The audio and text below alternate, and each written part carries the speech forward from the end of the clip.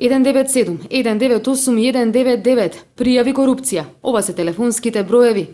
На промоцијата на кол центрите со кои требаше да се означи стартот на кампањата, премиерот Груевски уште во 2007 ги повика граѓаните на општа мобилизација во борбата против корупцијата. Многу е тешко за било која власт силно да удри против корупцијата доколку нема соработка од двете страни. Корупцијата не се дели на мала и голема, на значителна и незначителна. Секоја коруптивна сделка заслужува најостра осуда и е казнива со закон. Не смееме да дозволиме корумпираните луѓе во Македонија да бидат синоним за снаодливост, добар бизнис или успешност и со нивните сделки да ги минираат нашите идеи за подобар живот и развој на економијата и на државата. Луѓето во Македонија заслужуваат повеќе. Но во реалноста, работите стојат поинаку. Нема јавно објавени резултати од кол центрите. Не се знае кој што пријавил и како тие случаи завршиле. Но затоа, позната е судбината на малобројните, кои решиле да застанат на страната на законите и да пријават корупција. Позната, но ни малку пријатна приказна.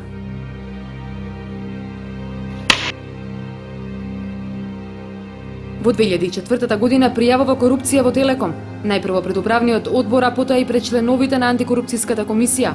Во меѓувреме е суспендиран и отпуштен. Во комисијата прва на разговор го прима тогашниот член Слаѓана Тасава. Со господјата Слаѓана, ускоро цел сат се разјаснувавме, ги појаснував овие однесените документи и излего коректни, се заангажира за случајов и дадо свое дури мислење за мојот удел во отварање на овој случај. За јас задоволен сум од тој состав на антикорупцијската комисија. Понатака следниве антикорупцијски комисии нема тоа ниво. Во тоа време антикорупцијската комисија презема действија, се допишувавме со раководството на Македонски телекомуникации, за да им кажеме дека никој не треба да трпи последици, дека тој се јавил во случај на пријавувач и дека тоа го направил со најдобра намера, дека тоа го направил јавно, затоа што тоа не беше никаква скриена постапка, него јавно било сето тоа кажано. Значи, сите елементи кои што би требало да му обезбедат заштита на еден таков пријавувач на случај, но за жал сето тоа помина така да не добивме позитивен одговор. Тогаш започнува голготата на Симо Груевски по македонските судови. Тера битка за правда, да докаже дека е незаконски избркан. Од антикорупцијската добива мислење дека законот го штити како дојавувач на корупција, но бадијала ја добива битката на првостепените судови, но не и на апелација и на Врховниот суд. Мислењето на антикорупцијската комисија за моите постапки е сосема позитивно за мене, но за жал институциите, посебно судовите, не го земат во обзир, не го третираат и ништо не му значеше на нив. Во повеќе постапки судиите не го признаваат тоа мислење.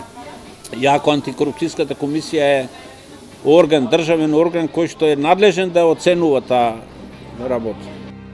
А ни судските ходници и до ден денес, бидејќи Телеком го тужи за клевета. А што всушност откри Груевски?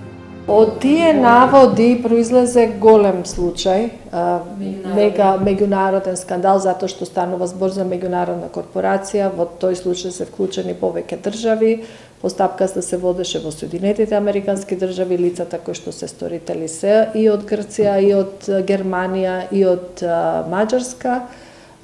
Сето тоа е направено на штета на Република Македонија, односно на штета на граѓаните на Република Македонија, кои што, како резултат на тие сделки тогаш, има уште 2 години монопол во мобилната телефонија и плаќа нормално високи сметки и така натаму. Значи, сето тоа беше на голема штета на државата и на голема штета на граѓаните на Република Македонија.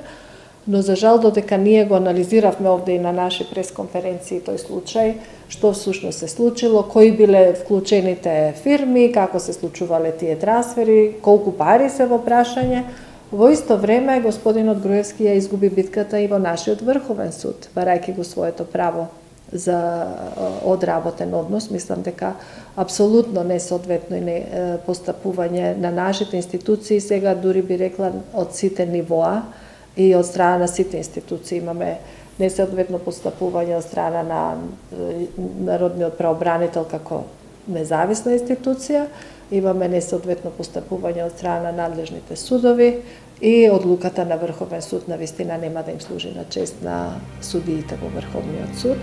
Меѓународниот скандал доби своја разврска, но оние кои учествувале во коруптивните активности се слободни луѓе и се гонат во други држави, а добронамерниците како Груевски се уште живеат со последиците од нивната принципиелност. Се уште не можам да ги стабилизирам работите, не можам да се договорам ево со сегашно раководство од Телеком, не можам да излезам на крај. Нема разбирање, уште трпам последици, тужби, оштети. Нормално и кај човек ќе се сложи со тоа да влези во тој оган. Тоа е по мене ипак направив јас. Тоа е можда храбра, али грешка е приватно гледано, грешка е. Можев да пројдам многу добро. Мене ми нуда тие Атила и компанија многу добри услови, само да не ги чепкам, да не ги откривам, ама карактерот беше друг и последиците се тие.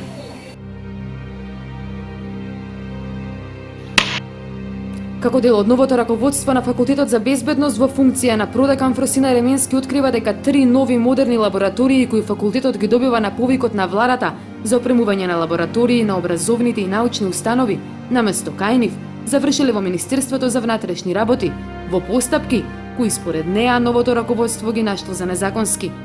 Случајот го пријавуваат кај ректорот кој ветува разврска. Наместо тоа, следува суспендирање на целото ново раководство. Сега битката се тера пред органите на правдата, отворен е и предмет во обвинителството. Деканот на факултетот на 15.3 беше суспендиран од ректорот со образложение дека не постапил по е утврдена незаконитост во работењето, дека факултетот немал согласно за изведување на високообразовна дејност на двајца професори од судска медицина кои што ја покриваат наставната и предметна програма од судска медицина, иако ние тоа го имавме. Добивме решение според кој што требаше да постапиме во рок од 8 дена. Факултетот постапи во рок од 2 дена од добивање на решението, но во тој период од 8 дена ректорот очигледно избрза во постапката и донесе одлука за суспендирање на деканот, со тоа и на продеканите. Во таа постапка на жалба по одлуката од 30 дена, која што траеше до 8.4, до наредната седница на Сенатот на Универзитетот, не успеавме реално ништо да направиме и да ги соочиме членовите на Сенатот со неоснованоста на одлуката на ректорот. Просветниот инспекторат не го направи навреме контролниот инспекцијски надзор во кој што требаше да констатира дека реално ние сме постапиле по сите точки од решенијата. Да биде иронијата поголема, контролниот инспекцијски надзор се направи на 9.4, односно ден по донесување на решение за разрешување на деканот од страна на Сенатот.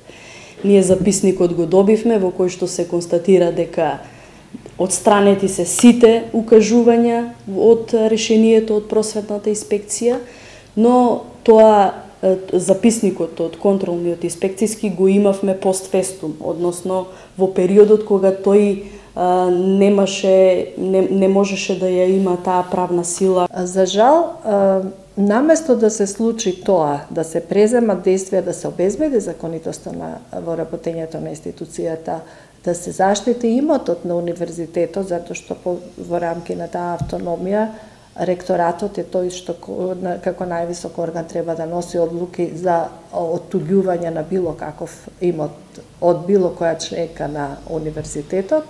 И ништо од тоа не е направено, наспроти тоа се враќа повратно реакцијата кон оние кои што укажале на постоењето на незаконитото однесување и беше поведена постапка за суспендирање, која што требаше да доведе, што на крајот и се случи, до разрешување на тој раководен тим на Факултетот за безбедност, кој што беше избран само пред неколку месеци.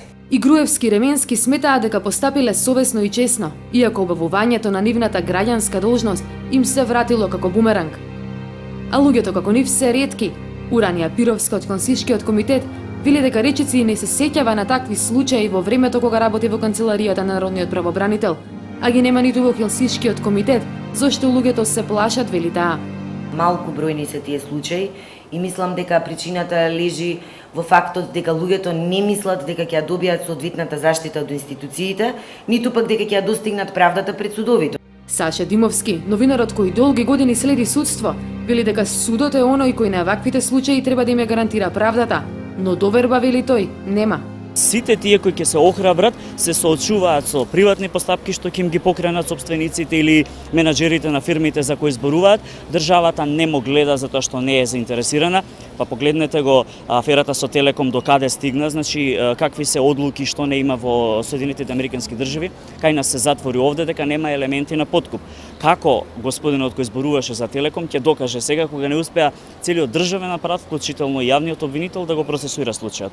И од тука немоќта на државата се рефлектира врз поединците и кој би си ставил глава во торба да каже нешто за кој потоа тој ќе биде осуден, а никој нема да застане зад него. Ние мораме да правиме секогаш детални анализи на вакви случаи и да укажуваме за правото и за правдата и да укажуваме за јавниот интерес и да укажуваме за тоа колку ваквите случаи се важни за да се заштити и владењето на правото, но и јавниот интерес на граѓаните на Република Македонија, затоа што и во двава случаи гледаме дека имаме многу големи средства кои што се одлеваат од буџетите на штета на граѓаните во корист на некои поединци или во корист на групи луѓе заради исто така остварување на нечии интереси. Сето тоа е врзано и со корупција и со трговија со влијание. Симо Груевски е разочаран и измачен. Вели дека знае дека постапил правилно, но дека тоа не би го сторил повторно. Кој ќе се упушта во вакви укажувања треба да рачуна на последици. И јас со овој памет сега не би се упуштил во тоа. Ама па се каам, како не се каам, последиците ми се големи. Фросина Ременски пак е оптимист. Прифаќањето на пријавата во обвинителството и дава надеж дека правдата ќе биде остварена, вели таа.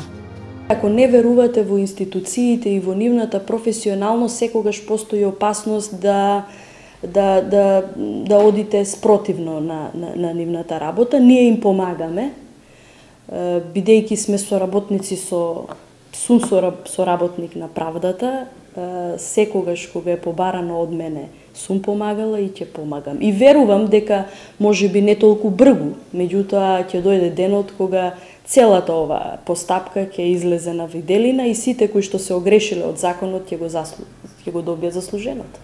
Јас не сметам дека нефункционирањето на институциите на системот би требало да значат обесхрабрување на граѓаните. Напротив, јас сметам дека граѓаните треба да продолжат со она што значи борба за нивните права, да ги бараат своите права. Сепак, институциите постојат за граѓаните, а не обратно. Јас би рекла дека единственото нешто што може да се понуди како охрабрување зошто некој ова би го правил е фактот на прво личните принципи и личниот интегритет. Поготово треба да се внимава таму каде што за тоа постои законска обврска. Многу често луѓето не знаат дека и во рамки на нивното службено работење има законска обврска да пријават незаконито однесување. За сега единствените охрабрувачки пораки доаѓаат од малобројните поединци и од представниците на невладиниот сектор, а останува на премиерот и на институциите да обезбедат атмосфера на владење на правото, за на овие борци да им се придружат масовно и други граѓани во повикот за мобилизација против корупцијата.